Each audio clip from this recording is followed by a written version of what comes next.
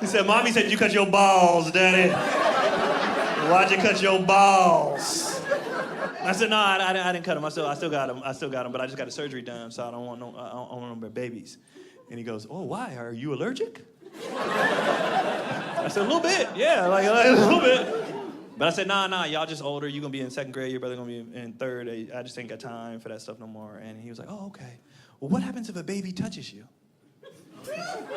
I said, I'm not allergic, bro. Like, babies can touch me. Nothing's going to happen. I'm fine. I just don't want any more babies. And I got a surgery done so where I won't have any more babies. That's all. And he goes, okay. What happens if Mommy has another baby?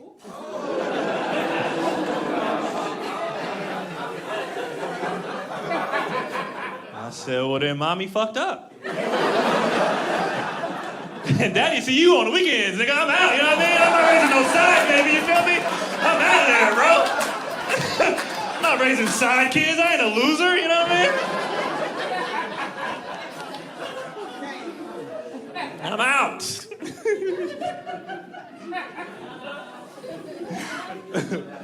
But I love them dudes, man. They funny, man. I love having kids. I love the family dynamic and everything. The only thing I don't like about having a family is because of my social media presence. People see my family, and I don't really like that too much. And you know what it is? I don't like the pressure to come with it, or like the assumptions people make. All people do is then get online and they see things and they think they want that. You know, so my family is an attractive family. You know, so they be, oh my God, you have such a beautiful family. Goals, relationship goals. Family goals. I'm like, y'all don't know. She could be beating me every day. Y'all don't know. You know what I mean? And so y'all get online and y'all see couples and these influencers and all that stuff, and you think you want that, and you don't know if they happy or not. You don't know shit about them. They showing you the highlights. That's all social media is the highlights, right? So you don't know if you want. And plus, let's say you see something and it does look amazing, right? You don't know what it took for them to get there.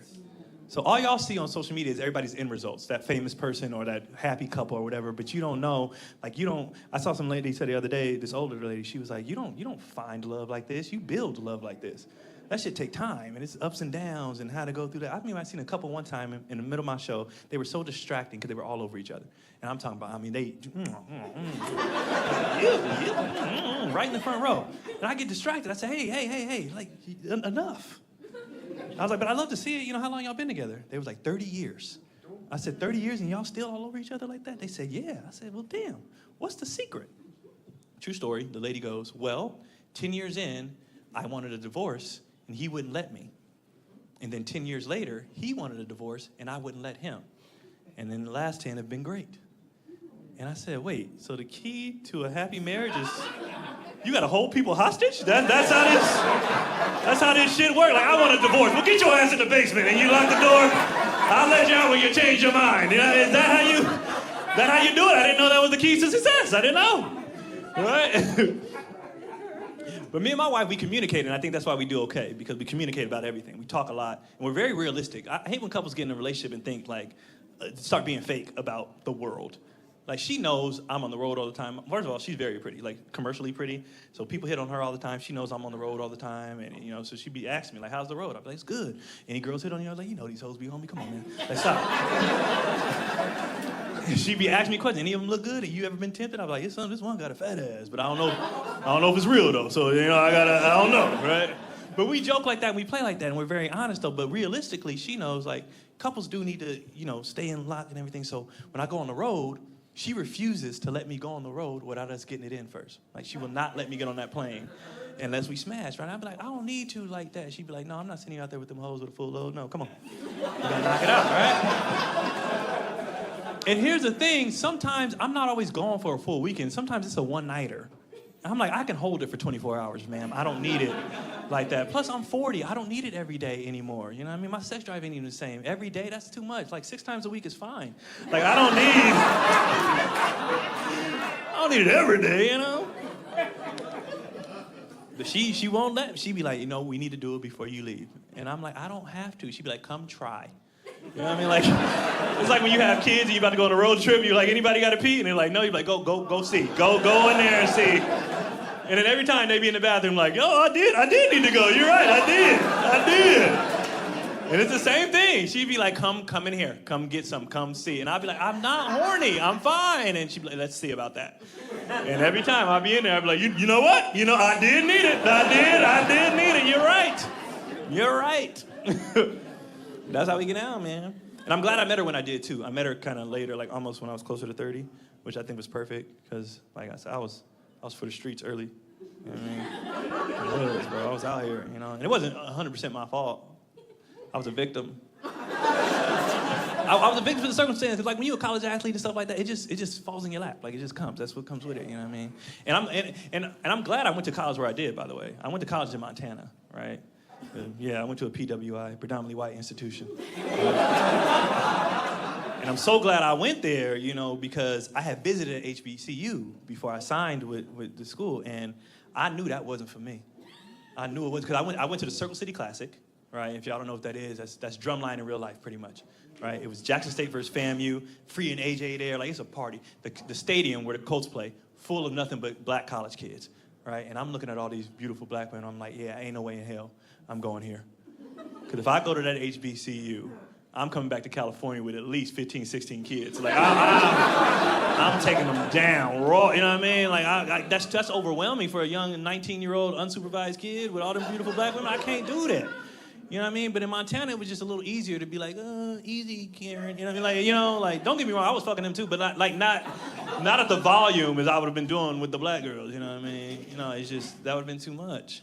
And, to be honest, I'm really happy I went there because I honestly think it was better for me because, if I could be honest with y'all, you know, I knew the way I was, I knew who I was, and truthfully, I don't even know if I should say this. I mean, I've already crossed all the lines, whatever. Like, it's just, I'll be vulnerable. It's just way easier to... It's just way easier to convince a white girl to get an abortion. Now, hear me out. Hear me out. Hear me out.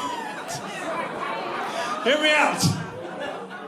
It's not because they're less than. It's not because they have any less morals or anything like that. It's just an easier argument because, like, if I get Keisha pregnant at the HBCU, she not getting rid of my baby because I'm a good black. I'm a good I'm a good black man. She not. That would be dumb on her part. Her mama would be in her ear like, that's the dude that got you pregnant. No, you keeping that. You keeping that. Because, you know, I'm a good dude. Like, you know, I come from a two-parent home. I'm on scholarship, so I'm athletic. You know what I mean? I know the Lord, you know, like, smart. He's good looking. Like, my genes, everything. Like, this little baby gonna be the next Obama or some shit. Like, she know that. So you don't get rid of my baby. You get rid of them fuckboys babies, not mine. She's like, nah. And she knows at the very least, if me and her don't work out, I'm still gonna be a good-ass dad. So there's nothing I can convince a black woman to get rid of my baby. She's like, hell no, we're gonna make this work, you know what I mean? But with a white girl in Montana, and I'm just making this story up, but let's say hypothetically, it's your senior year, right? Season's over, you ready to go home. One of the volleyball girls comes up to you. You guys maybe have been messing around for a while. She goes, hey, I got something to tell you. You're like, what's up? I just want to let you know, I'm pregnant. And you're like, that's crazy. Word. And she's like, yeah, and I'm thinking about keeping it. And you're like, that's crazy. That's crazy. You gonna keep a baby? Wow, okay. Okay, well, you know what? I'll support whatever decision you want to make. You know what I mean? If you want to do it, I'll be here. And then you start trying to look at the positives. You're like, well, shit, she's 6 foot, I'm 6 foot. We both college athletes. This kid gonna be a beast. He probably going to the league. I can make this work. You know what I mean? You trying to rationalize it best you can, but you know you don't want this baby. All right? And you're like, damn, okay. Well, whatever you want to do, I'm here. But I just want you to think about some things. You know, you realize it's gonna be a black baby in Montana. People gonna be looking. There's gonna be a lot to come with that. Matter of fact, what your daddy gonna say? And she like, ooh, you right. Foop, and she get rid of it. I'm just saying. Remember earlier when I said a little bit of racism is okay? Sometimes a little racism saves your life. You know what I mean? Sometimes. And I just made that story up. I don't know what happened to that dude. I don't. I think he went on to be a really dope comedian and do an hour special in front of Vegas. So, thank y'all so much. Keon, Polee, you guys have been absolutely amazing. Thank you guys very, very much. I sincerely appreciate it.